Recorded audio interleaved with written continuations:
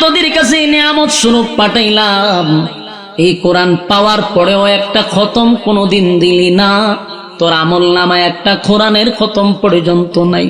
তুই কত বড় হতভাগা, কত বড় কপাল পোড়া, কোরআন পাওয়ার পরে কোরআনটারে সুন্দর গিলাপ দিয়া ওই সুকেজের উপরে রেখে দিছে।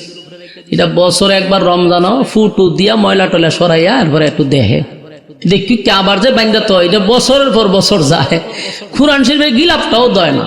যতটুক সময় পাইবেন কোরআন যদি পড়তেও না পারেন, প্রতিদিন কোরআনটারে কোলে চায়া চায়া যদি চোখের পানি ছাড়েন আর বলেন আল্লাহ পড়তে পারি না, কোরআনের মায়াও ছাড়তে পারি না, এটাকে উসিলা করে আল্লাহ জান্নাত দিয়া দিবে। কোরআনের প্রতি আপনার মহব্বত আর ভালোবাসা থাকতে হবে। তাও যদি না পারেন, মাঝে মধ্যে মাদ্রাসাগুলি আছে, ছাত্ররা যখন কোরআন তেলাওয়াত করে পাশে গিয়া বসা থাকবেন, পইরা যে সওয়াব পাইতেছে শুইনা সমান সওয়াব পাইবেন, সমান সওয়াব। শোনা এবং পড়া সমান সওয়াব। বসে থাকবেন অনর্থক বিড়ি না খাইয়া, আড্ডা না মাইরা, বেহুদা কথা না বইলা কোরআন গিয়া বইবে শুনেন, সওয়াব পাবেন, সওয়াব পাবেন। কোরআনের খতমের সওয়াব যেন আমল নামায় থাকে। তাই আল্লাহ রাব্বুল আলামিন বান্দার প্রতি কত মায়া আর দয়া করছে। একবার সূরা ইখলাস পড়লে 10 পারার সওয়াব আমল নামায় দিয়া দেয়। এ যুবক ভাই, তাহলে বলুন 2 বার পড়লে 20 পারা, 3 বার পড়লে 1 খতম। এখানে অনেক মানুষ আছে বসা যারা জীবনে একবারও 3 সাথে 3 বার 1 কুল ভাল্লা পড়ছে না, আছে না? এখানে আছে যে একসাথে 3 বার কুল ভাল্লা সূরাটা পড়ি, এরকম অনেকে পড়ছুই না, আবার পড়লেও 1 বছরের ভিতরে পড়ছে না। তাহলে বলুন, নাই তো এক হইল কোরআনের খতম, আর একবার আল্লাহ এত সুযোগ করে দিছে 3 বার পড়লে খতম, এটাও পড়তে রাজি না। দুনিয়াত কি খাওয়ার জন্য আল্লাহ বানাইছে? ঘুমানোর জন্য বানাইছে? না না, মালিক তো বানাইছিল ওয়ামা খালাকতুল জিন্না ওয়াল ইনসা ইল্লা লিয়াবুদুন। বান্দারে আমি তো ইবাদতের জন্য বানাইলাম, কিন্তু ইবাদত বাদ দিয়া তুই তোর দুনিয়ার রঙ তামাশা নিয়ে ব্যস্ত। যাইনা রাখি চাপা হাসিবতুম আন্নামা খালাকনাকুম আবাসাও ওয়া আন্নাকুম ইলাইনা লা তুরজাউন। আল্লাহ বলেন অনর্থক বানাই নাই, অকারণে বানাই নাই, নিষ্প্রয়োজনে বানাই নাই। বান্দারে বানাইছি কিন্তু ইবাদতের লাগি। 3 বার যদি কেউ পড়ে, রব্বে কারীম বলেন ওয়াদা দিলাম, ওয়াদা দিলাম, 1 খতমের সওয়াব আল্লাহ তোর আমল নামায় ঢোকায়া দিবে। এই আশা কার ভিতরে আছে? আব্দুল্লাহ দেখায়া দেন কমপক্ষে কয়বার হাত লামান, আমরা আশা আসেনি? তাহলে পড়ুন আমার সঙ্গে, কুল হুয়াল্লাহু আহাদ আল্লাহুস সামাদ লাম ইয়ালিদ ওয়া লাম ইউলাদ ওয়া লাম ইয়াকুল লাহু কুফুয়ান আহাদ। এই মুহূর্তে যারা পড়লেন প্রত্যেকের আমল নামায় কিন্তু অলরেডি 10 পারার সব ঢুকে গেছে। আরেকবার পড়ুন, কুল হুয়াল্লাহু আহাদ আল্লাহুস সামাদ লাম ইয়ালিদ ওয়া লাম ইউলাদ ওয়া লাম ইয়াকুল লাহু কুফুয়ান আহাদ। 20 পারার সব ঢুকছে। আরেকবার পড়ুন, কুল হুয়াল্লাহু আহাদ আল্লাহুস সামাদ লাম ইয়ালিদ ওয়া লাম ইউলাদ ওয়া লাম ইয়াকুল লাহু কুফুয়ান আহাদ। আমার যুবক বাবা, মুরব্বি বাবা, পর্দার আড়ালের মা বোনেরা, আমার সঙ্গে যারা এই মুহূর্তে 3 বার পড়লেন, আল্লাহর কসম প্রত্যেকের আমল নামায় একটা প্রথম সওয়াব আল্লাহ ঢুকায়া দিছে। চিৎকার দিয়া কোন সুবহান। আল্লাহ রাব্বুল আলামিন সূরা ইখলাসের মধ্যে বলে দেন, লাম ইয়ালিদ ওয়া লাম ইউলাদ। আপনি জানায়া দেন, আমি কারো কাছ থেকে জন্ম নেই নাই, আমি কাউকে জন্ম দেই নাই। আল্লাহ কারো কাছ থেকে জন্ম নেও নাই, জন্ম দেও নাই। সুবহানাল্লাহ। তাদের জবাব দিয়া দিল, আপনি জানায়া দেন আমি আল্লাহ কারো কাছ থেকে জন্ম নেই নাই গো, আমি কারো কাছ থেকে জন্ম নেই নাই, আমি কাউরের জন্ম দেই নাই। লাম ইয়ালিদ ওয়া লাম ইউলাদ। তাদের প্রশ্নের জবাব দিয়া দিল। 3-4 নাম্বার প্রশ্ন হলো, তারা প্রশ্ন করছে আপনার আল্লাহর শক্তি কেমন, আমরা যদি লাগি পারবো নি। নাউজুবিল্লাহ। এই প্রশ্ন ইব্রাহিম আলাইহিস সালাতু ওয়াস সালামকে নমরুদে করছিল, একই প্রশ্ন বেঈমানরাও করল। নমরুদও কিন্তু আল্লাহ ক্ষমতা দিছিল। নমরুদ গোটা পৃথিবীর বাদশা, থাকা অবস্থায় আল্লাহ তারে গোটা পৃথিবীর রাজত্ব দিছে। রাজত্ব পাইয়া ইব্রাহিম খলিলুল্লাহরে কয়, তুমি যে আল্লাহ দাবি করো, তোমার আল্লাহকে আমার সঙ্গে পারবো? নাউজুবিল্লাহ। ইব্রাহিম খলিলুল্লাহরে বলল, তোমার আল্লাহরে বলো আমার সঙ্গে যুদ্ধ করবনি। নাউজুবিল্লাহ। এমনকি নমরুদ যুদ্ধ করার জন্য সে কিন্তু তার বাহিনী রেডিও রাখছে। 50 কিলোমিটার এরিয়া নিয়ে নমরুদের বাহিনী দাঁড় করাইছে আল্লাহর সঙ্গে যুদ্ধ করার জন্য। নাউজুবিল্লাহ। এর আগে একবার তীর মারছে, আল্লাহ তীরের মধ্যে রক্ত লাগাইছে। তীর ফিরে আসার পরে সে ডান্স দেওয়া শুরু করছে, লাফালাফি শুরু করছে। দেখছো আমি যে কইছি ইব্রাহিমের আল্লাহ মাইরা বানাইছি, তার প্রমাণ হইল রক্ত লাগাইল। ইব্রাহিম খলিলুল্লাহ বলে, মালিক চতুর্দিক দিয়ে সে বিভ্রান্ত ছড়াচ্ছে, আপনি তার একটা ব্যবস্থা করেন। এখন আপনার সঙ্গে সে যুদ্ধ করতে চায়। আল্লাহ যুদ্ধ করার জন্য তারে রেডি তো। সে যুদ্ধ করার জন্য রেডি হইল। 50 কিলোমিটার এরিয়া নিয়ে বাহিনী রেডি করছে। প্রতিটা বাহিনীর শরীরে লোহার পোশাক, অস্ত্র নিয়ে দাঁড়ায় আছে। আর বারবার বলে, ইব্রাহিম রে তোমার আল্লাহর বাহিনী কেন পাঠায় না? নমরুদ মনে করছে আল্লাহ মনে তারে মারার লেগে কামান বিমান বাড়াইব। বলুন, এর মতো নমরুদ রে মারতে আল্লাহর কি কামান বিমান লাগবে? আল্লাহ বারবার ইব্রাহিম খলিলুল্লাহ বলে, মালিক কত বড় নাফরমান গো, সে কত কিলোমিটার এরিয়া নিয়ে বাহিনী দাঁড় করাইছে আমার মালিকের সঙ্গে যুদ্ধ করার জন্য। ইব্রাহিম বলে, মালিক বড় কোনো কিছুর দরকার নাই, তার সঙ্গে আপনার কামান বিমানের তো দরকার নাই। এত বড় নাফরমান, আপনার খাইয়া আপনার পয়রা আপনার সাথে আপনার নিয়ামত ভোগ কইরা এখন সে আপনার সঙ্গে যুদ্ধ করতে চায়। এর মতো নাফরমানরে ধ্বংস করে দেন। আল্লাহ কয় অপেক্ষা করো। কিছুক্ষণ পরেই নমরুদ কয়, ঘটনা কি, তোমার আল্লাহ বাহিনী পাঠায় না কেন? আল্লাহ কয়, ইব্রাহিম রে তারে উপরে তাকানোর জন্য। নমরুদ দা উপরের দিকে তাকায়া দেখে কালো দুয়ার মতো শা শা করে নিচের দিকে খালি নামতেছে। নমরুদ মনে করছে কোন বাহিনী আসবে, কিন্তু দেহ উপর দিকে দোয়া আসতেছে। যত সামনে আগায়, যত কাছে আগায়, দেখে দোয়া না, এটা এক ধরনের জাকে জাকে জাকে জাকে মশা আসতেছে। বলুন, আল্লাহ কি তারে মারার জন্য কোনো বড় প্রাণী পাঠাইছে না সবচেয়ে ক্ষুদ্র প্রাণী? একেবারে ছোট্ট যেগুলার আমরা থাফায়া মেরা বলাই, ঠিক কিনা? এমন মশা পাঠাইছে। আল্লাহ কয় বড় কিছুর দরকার নাই, মশা দিয়া তারে সাইজ করো। 50 কিলোমিটার এরিয়া, এটা সাধারণ কথা নয়। 50 কিলোমিটার এরিয়া বুঝতেছেন কত জায়গা? এখান থেকে ব্রাহ্মণবাড়ি হইব, আরো বেশি দূর হইব। এতটুক জায়গা নিয়ে শুধু খালি তার বাহিনী, সবগুলা লোহার পোশাক, আর আল্লাহ বাড়াই যে মশা। নমরুদে হাসি শুরু করছে আর কয়, বলছিলাম তোমার মালিক আমার সঙ্গে পারবে না। দেখো মশা পাঠাইছে, এই মশা তো তাফায়ে মেরে ফেলাম। যখন মশায় আর ঢুকলো, সবার লোহার পোশাক পরা, লোহার পোশাকের ভিতরে সব ঢুকছে। তাবা দিব কোন সময়? লোহার ভিতরে ঢুইকা সবগুলারে কামড়ানো শুরু করছে। এটা দুনিয়ার মশা নয় যে শুধু রক্ত খাইব। এটা এমন একটা মশা, এটার ভিতরে ঢুইকা আপনার মাংস খাইয়া বলায়, পুরা শরীর জালি জালি করে লেছে। মাউথ পিসটা যে জালি জালি, এরকম শরীর জালি, সেকেন্ডের ভিতরে সব শেষ। জালি জালি করে বলে যায়। তা পাইব কোন সময়?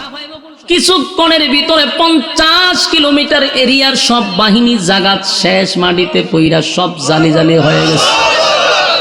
বলুন, আল্লাহর সঙ্গে যুদ্ধ করার মজাটা দেখছেন? মশা দিয়া শেষ করে ফেলাইছে। কিন্তু নমরুদরে জালি জালি করে নাই, নমরুদরে ডাইরেক্ট মশায় কোনো স্পর্শ করে নাই। একটা মশা, অসংখ্য মশার মধ্যে একটা মশা হইল প্রতিবন্ধী মশা। প্রতিবন্ধী বুঝেননি? হাত পাও নাই, প্রতিবন্ধী মশা। আল্লাহ আপনি যে যারা পাঠাইছেন এরা তো অপারেশন করছে, কিন্তু আমার তো 2 পাও নাই। একটা মানুষ যে কামড় দিতে গেলে আমার দাঁড়াইতে হইব, এরপরে না আমার সুই ঢুকাইতাম, কিন্তু আমার ভাবই নাই। এতগুলা মশার সঙ্গে আমারে কোন কামে পাঠাইছেন? আল্লাহ কয় তরে দিয়া বড়টা কাজ করামো। সব মশার পা ছিল, সবগুলা বাহিনী শেষ করলো, আর ল্যাংরা মশা তার পা নাই। আল্লাহ কয় তরে দিয়া বড় কাজ করামো। তাই নমরুদের কাছে পাঠাইছে, দেখ সেনাপতি যে সবচেয়ে বড় বাদশা, তার নাকের সামনে গিয়াব। নমরুদ নাক শ্বাস টান দিছে, মশাকে ঢুকে গেছে। ঢুকছে তো ঢুকছে এমন জায়গায় গিয়া বসছে, এটা হইল মগজ। মাথার ভিতরে ঢুকে ডাইরেক্ট হেড অফিসে গিয়া মশায় বইয়া গেছে গা। এখানে বৈশা গেছে। জিব্রাইল কয় মশারে তোর দায়িত্ব হইল এখানে বৈশা বুঝালি সুই ঢুকাইবি আর বাইর করবি। যেই মাত্র প্রথম সুই ঢুকাইল নমরুদ রে, নমরুদ একটা লাভ দিয়া 3 হাত উপরে উঠছে। ওইটা মাথায় তাফায়, কিন্তু মশা তো ওইটা একটু হইল প্রতিবন্ধী, আর প্রতিবন্ধী যেটি একটু বিতলা থাকে। কথা ঠিক নেই, বিতলা থাকে। খামড় যে দিছে আমাদের খামড় উঠায় না, নমরুদা মাথার মধ্যে তাফায়, ওয়ালও বাইরায়, সব কিছু করতেছে, কিন্তু মশায় কামড় ছাড়ে না। একদম পুরা ভাগল হয়ে যা, মাথার তাফাইতেছে, বাইরিতেছে, মশার কামড় ছাড়ে না। চিৎকার শুরু করছে নমরুদা, খামড় দিবা, বাড়ি দিলে জুতা দিয়া তখন ছেড়ে দিবা। সমস্ত কাজ বুঝাইয়া জিব্রাইল গেছে। নমরুদ তো পার্লামেন্টে বসে, কারণ সে কিন্তু সাধারণ বাদশা না। পৃথিবীতে 4 জন বাদশা ছিল যারা গোটা পৃথিবীর রাজত্ব করছে, এর মধ্যে নমরুদ একজন, যাদের ইশারায় গোটা পৃথিবী চলত। তো নমরুদে পার্লামেন্টে বইলে বিভিন্ন দেশ থেকে অনেক রাজারা আসতো, তার বিভিন্ন সাইডের লোক আসতো।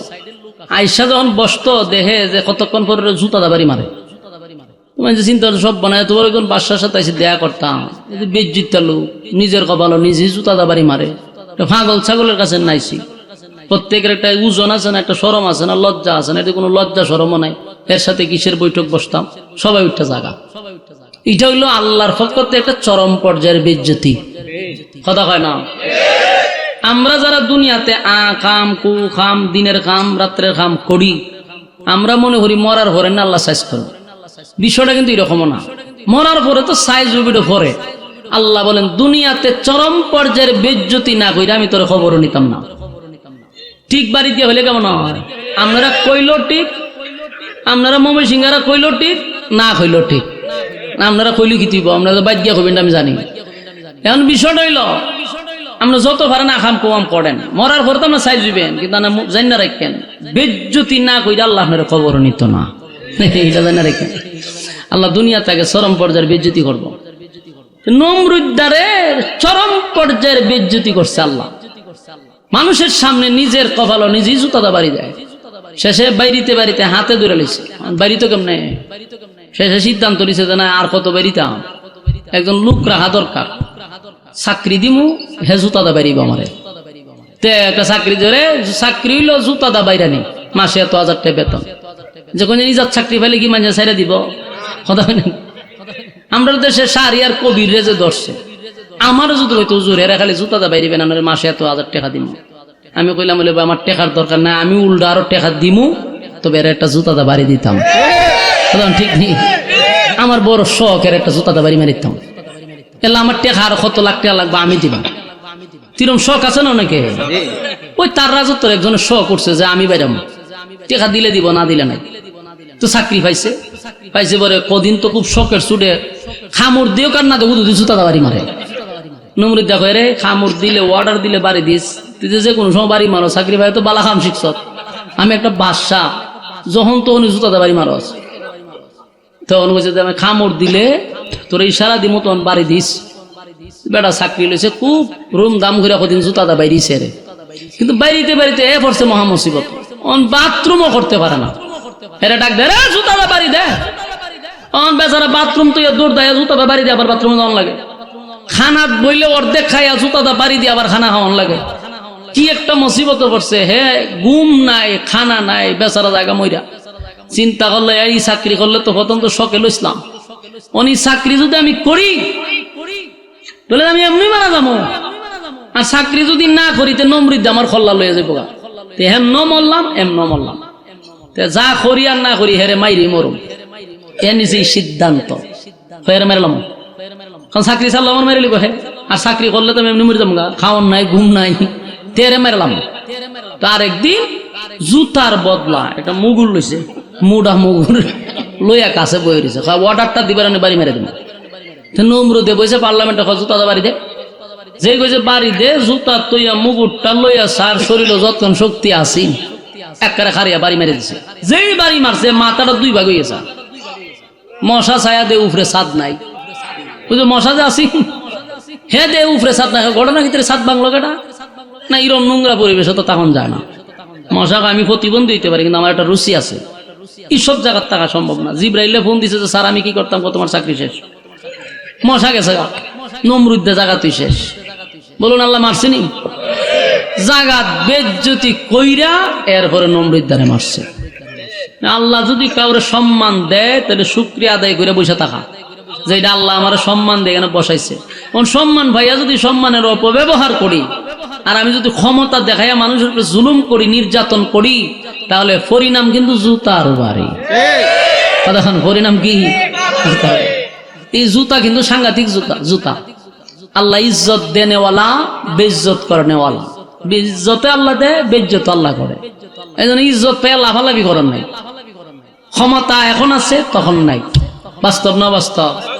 16 বছর আছি না, হন নাই, ঠিক নেই? বেশি ফটর ফটর বালানা নমরুদ্দের আল্লাহ সাইজ করছে। তো ইব্রাহিম খলিলুল্লাহ যুগে এই নমরুদ্দা ওই কাহিনী করছে। আর রাসূলের যুগে মূর্তি পূজারীরা কয় যে আপনার আল্লাহ আমরা সাথে পারবো নি। এই কথা তো এটা নমরুদ্দা কইছি, এই কথা দিয়ে হন এরাও কয়। আল্লাহ পরের আয়াত নাজিল করছে, ওয়ালাম ইয়াকুল লাহু কুফুয়ান আহাদ, আমার সমতুল্য কেউ নাই, আমার সমকক্ষ কেউ নাই। তাহলে তাদের একে একে সব প্রশ্নের জবাব আল্লাহ দিয়াই দিছে। 1 নম্বর প্রশ্ন, কুল হুয়াল্লাহু আহাদ, নবী আপনি বলুন আমি আল্লাহ একক। আল্লাহুস সামাদ, আমি কারো উপর মুকাফিক কিনা। লাম ইয়ালিদ ওয়া লাম ইউলাদ, আমি আল্লাহ কারো কাছ থেকে জন্ম নেই নাই, কারো জন্ম দেই নাই। ওয়ালাম ইয়াকুল লাহু কুফুয়ান আহাদ, আমার সমকক্ষ, আমার সমতুল্য কেউ নাই। বেঈমানদের প্রশ্নের জবাবে আল্লাহ সূরা ইখলাস নাজিল করে তাদের দাঁত ভাঙা জবাব কিন্তু আল্লাহ দিয়া দিল। এরপরে তারা এখান থেকে ওইটা আরো অনেক মজলিসে রাসূলকে অনেক প্রশ্ন করছে, বলছে আপনার আল্লাহ যদি কুল কায়নাত সৃষ্টি করে থাকে, যার ইশারায় সব চলে, তাহলে প্রশ্ন হলো আপনার আল্লাহর কি ক্লান্তি আসে না? আপনার আল্লাহর কি ঘুমে ধরে না? আপনার আল্লাহর কি একটু ক্লান্তি লাগে না? আপনার আল্লাহর কি ঘুম নাই? আপনার আল্লাহর কি ঘুম নাই? আল্লাহ সেই জবাবটাও কোরআনে দিয়া রাখছে। হ্যাঁ না কোন কথা করে দূরে লই ফেরেন আমাদের দূরে লই কথা কয় কেন বই। আল্লাহ কিন্তু এই জবাবও দিছে, লা তাখুযুহু সিনাতুন ওয়ালা নাওম। আল্লাহ বলে আমার ঘুমও নাই, আমার তন্দ্রাও নাই। সুবহানাল্লাহ। এ মালিক কি ঘুমায়? কথা হয় না। মালিক ঘুমায় না, মালিকের তন্দ্রা নাই, মালিকের ঘুম নাই, মালিকের তন্দ্রা নাই। এই আসমান জমিন সূর্য চন্দ্র গ্রহ নক্ষত্র পাহাড় পর্বত সাগর নদী নালা খাল বিল কীট পতঙ্গ সব আল্লাহর ইশারায় চলে রে। কিন্তু আমার মালিক একটা সেকেন্ডের জন্য ঘুমায় না, আমার মালিকের ঘুম নাই। গভীর রজনীতে যদি সাগরের তলদেশে কোনো বালকনাও আল্লাহর জিকির করে, মাছে যদি আল্লাহর জিকির করে, সেটাও আল্লাহ শুনে। সুবহানাল্লাহ। এক মানুষ জিকির করে না, কিন্তু আল্লাহর মাখলুকাত সবাই 24 ঘন্টার একটা সেকেন্ড বন্ধ নাই মালিকের জিকির করে। অথচ আল্লাহ জিকিরের জন্য মানুষ বানাইছে, মানুষ জিকির করে না। মাখলুকাত 24 ঘন্টা আল্লাহর জিকির করে, সুবহানাল্লাহ। গাছে জিকির করে, যতদিন গাছ আল্লাহর জিকির করবে গাছ বেঁচে থাকবে। পাখি আল্লাহর জিকির করবে, বেঁচে থাকবে। নদী আল্লাহর জিকির করবে, বেঁচে থাকবে। জিকির নাই, মরা নদী হয়ে যাবে, গাছ মরে যাবে, সব মরে যাবে। জিকির আছে যতদিন বেঁচে থাকবে ততদিন। প্রশ্ন হলো, মানুষকে বানাইলো জিকিরের জন্য, মানুষ জিকির করে না তারপরও বেঁচে থাকে কেন? বলে মানুষের জন্য আল্লাহ জান্নাত বানাইছে, মানুষের জন্য জাহান্নাম বানাইছে। জিকিরের মাধ্যমে জান্নাত, জিকির নাই তো জাহান্নাম। পাখির জন্য জান্নাত নাই, গাছের জন্য জান্নাত নাই, নদীর জন্য জান্নাত নাই। মাখলুকাত যতদিন জিকির করবে ততদিন দুনিয়ায় বেঁচে থাকবে। আর মানুষ তোরে বানাইছি জিকিরের জন্য। জিকির যদি করস, আমি আল্লাহর হুকুম মানলে পাবি জান্নাত, না মানলে পাবি জাহান্নাম। তাই তো মানুষকে আল্লাহ জাগার টানা ভালায় মারে না। আকাম কুকাম করলেও তারে গজব দিয়া মারে না রে, কারণ তোর জন্য জান্নাত, তোর জন্য জাহান্নাম। বান্দা এই জন্য তোরে বাঁচায়া রাখছি। আমার যুবক ভাইরা, মানুষকে আল্লাহ বড় মহব্বত করে বানাইছে। সূরা ইখলাস, এটা আমি মনে করি মানুষের প্রতি একটা দয়া আর মায়া, দয়া আর মায়া। এই সূরা তো এমনি এমনি নাজিল হয় নাই। এই সূরার মধ্যেও যে দয়া মায়া আছে, একটু খেয়াল করে আমরা দেখি। এখানে যারা বসছি, যারা আওয়াজ শুনতেছে, এই মজলিসেই অনেক মানুষ আছে যারা জীবনে 60 বছর 70 বছর যাদের হয়ে গেছে। এমন লোক আছে যে জীবনে কোরআন শরীফ দেখে দেখে সূরা ফাতিহা থেকে নাস পর্যন্ত খতম দিতে পারে নাই। আছে না নাই? হ্যাঁ, কথা কই না, মনোযোগ আছে না আপনারা? সূরাটা কয় ভাগে ভাগ করছি? 3 ভাগের 2 ভাগ কিন্তু শেষ, 2 ভাগ শেষ। সরল তরজমা শোনায়া দিছে। এখন লাস্টের ভাগ হইল তার সংক্ষিপ্ত ফজিলত। ফজিলত শেষ, ওয়াজ শেষ। মনোযোগ দিয়ে শুনেন। 1 নাম্বার হলো এই সূরার ফজিলত। তাদিলু সূরাতুল ইখলাস সুলুসুল কোরআন। এই সূরাটা এমন একটা সূরা, কোরআনের 3 ভাগের 1 ভাগ। এই সূরা যদি কেউ একবার পড়ে তো 10 পারার সওয়াব দিয়া দেয়। 2 বার পড়লে 20 পারা, 3 বার পড়লে 1 খতমের সওয়াব পাওয়া যায়। জোরে কোন সুবহানাল্লাহ। এই সূরা নাজিল হওয়ার পরে এক সাহাবী চিৎকার দিয়া বলতে লাগলো, জয় হোক মালিকের, জয় হোক মালিকের, জয় হোক আল্লাহর। চিৎকার দিতে লাগলো। একজন সাহাবী কয়, বেটা তুই নাস্তা জোত কেড়ে আর এইভাবে চিৎকার দিতা জোত কেড়ে? দইরা তারে রাসূলের কাছে নিয়ে গেছে। হুজুর, কি সূরা নাজিল হইল আর সে বড় বড় চিৎকার দেয় আর কয় জয় হোক আল্লাহ। আল্লাহর নবী কয়, কোন সূরা নাজিল হইছে? বলে, হুজুর সূরা ইখলাস নাজিল হইছে, এই আনন্দে আমি নাচতেছি। আল্লাহর নবী বলেন, সাহাবীরা রে, এই সাহাবী বুঝতে পারছে এই সূরার মূল্য, এই সূরার গুণগান সে বুঝতে পারছে, এই সূরার ফজিলত বুঝতে পারছে। তারে ছেড়ে দাও, তোমরা বুঝো নাই। সে বুঝতে পারছে, এই জন্য সে আনন্দ আর থামায়া রাখতে পারে নাই। কারণ এই সূরার মধ্যে এত ফজিলত, একবার পড়লে 10 পারার সওয়াব দেওয়া হয় গো। কেউ যদি 2 বার পড়ে 20 পারার সওয়াব, 3 বার পড়ে 1 খতমের সওয়াব পাওয়া যায়। সূরাটা তো ছোট, কিন্তু এই সূরার এত ফজিলত, এত ফজিলত। সেই কথা বলতেছিলাম, এখানে মানুষ অনেকেই বসা, দাড়ি সাদা হয়ে গেছে, অনেক মুরব্বীরা 60-70 বছর হয়ে গেছে। এমন লোক আছে রে যারা সূরা ফাতিহা থেকে নাস পর্যন্ত আজও পর্যন্ত একটা খতম দেওয়া তার ভাগ্যে জুটে নাই, সৌভাগ্য হয় নাই, দেখে দেখে পড়তে পারে না। আবার অনেকে পরে খতম দেয়, কিন্তু কোনো আলেম শুনলে ওইটা দূর মারব। এমন পড়া পড়ে আমরার মহিলারা, আমরার মুরব্বীরা যে পড়ে, যারা মাদ্রাসা লেনে গেছে না, পড়া উনলে আমরা বুঝি যে কিতাব পড়তাছে মাবুদ, এটা কি কোরআন শরীফ আসেনি? এখানে কিতাব শর্ট ফালাইবার কি সময় নাই? কিতা মানুষ হয়ে গেছে শর্ট ফালাই। তো আমি গেলে ফালাই, মানুষ হারাইব বইয়া তখন চোখ কইরা। আলোচনা শেষ করতে দেন, মনোযোগটা নষ্ট হয়ে যাবে। আমাদের চিল্লাচিল্লি করে। হ্যাঁ বলুন, এমন মানুষ আছে না নাই যারা কোরআন শরীফ পড়ে? আমার কাছে অনেক, আমার আত্মীয় স্বজন আছে, হয় খতম তো একটা দিছি, কিতা খতম দিছে? কোরআন শরীফ খতম। ফরা উনলে মনে হয় যে আমি কোন হান্দা বাইরিয়া যাই গিয়া, এমন ফরা ফরে সুবহানাল্লাহ সুবহানাল্লাহ। কোরআন আছে কিনা সন্দেহ আছে। আগের যুগের ফরাই তো বাদ দিতেইব। আবার অনেকে কয় আল্লাহ আমরা মাফ করবো, আমরা তো চিনি না জানি না। আমি আল্লাহ আরো 2টা বাড়ি বেশি দিব, ইচ্ছা মতে বাইরে আল্লাহ মাথা ভাতলাম তে আলাপ আল্লাহ মাফ করে। কে আল্লাহ মাফ করতো? তোমার যেমন বয়স দিছে, সময় দিছে, যারা শিখছে এরারও একই সময় দিছে। সময় তো সমান, তুমি শিখলা না কেন? হ্যাঁ আল্লাহ মাফ করো। কে আল্লাহ মাফ করতো? দুনিয়ার ব্যাপারে যদি কাগজপত্র কোনো ঝামেলা লাগে, দেখবেন এই মুরব্বী হলে কি হ্যাঁ দৌড়াদৌড়ি শুরু করে দেয়। কাগজ নিয়ে কোন রকম বেজাল হইছে, এই কর্তৃক এই করো, এই কর্তৃক করো, এই দলিল ঠিক আছে সব বুঝে দুনিয়া। কুরআন শরীফের ফরজ শুদ্ধ না, এটার লেগে হয় আল্লাহ মাফ করে দিব।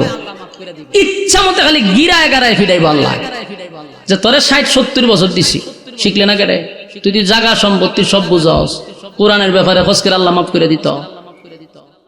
নামাজ পড়তে লাগে 4টা সূরা, এই 4টা সূরাও কি আপনি শুদ্ধ করে পড়তে পারেন না? মিয়া আফসোস লাগে, সূরা ফাতিহা হলেও শয়তান উঠে দৌড় মেরে দেয়। কি যে পড়ে আল্লাহ ছাড়া কি কইতাম। নামাজ ভঙ্গের কারণ কয়টা? 19টা।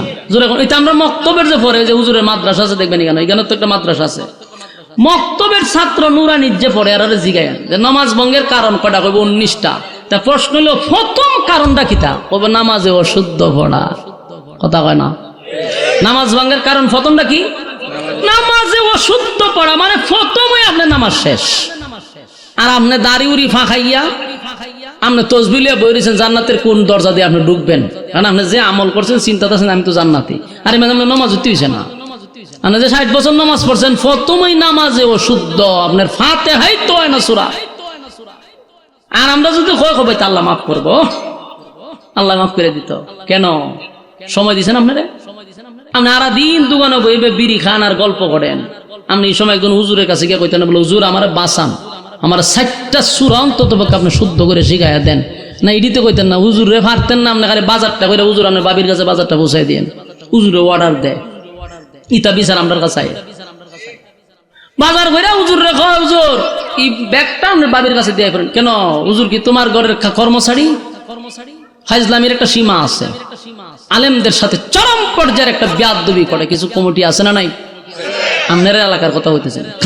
গতকালকে মাহফিলে গেছি, ওই মাহফিলের এক মুহতামিম সাহেব আমার কাছে বিচার দিছে, হুজুর আমি মাইকিটা কয়ে দিয়ে গতকালকে। আমি কেন হয় আমার মাসে শিক্ষক রে দিয়া কমিটি বাজার করায়, কই দুঃখটা তোর কইতে পারি না, সইতে পারি না, আপনি কয়ে দিই। এগুলো হইলো চরম পর্যায়ের বেয়াদবি, এগুলো এখন থেকে কন্ট্রোলে আনতে হবে। আমার মাদ্রাসা এক মুসল্লি বলছেন ফ্যানটা অফ করেছেন হুজুর, আমি বলছি আপনি আর কোনোদিন আমার মসজিদ যাবেন না, অথচ এই লোককে আমার মাদ্রাসা কইছিল 6 শতক জায়গা দিবে এবং কুটা মোটা দিয়া লাইছে। আমার জায়গা দরকার নাই, বাইরে ভাইরাস। আজকে আপনি অর্ডার দেন ফ্যানের সুইচ বন্ধ করে, আপনার খবর কিতা ঠাড়া পড়ছে, কেন অর্ডার দিবেন আপনি? ফাজলামি পাইছেন না, এগুলা করা যাবে না।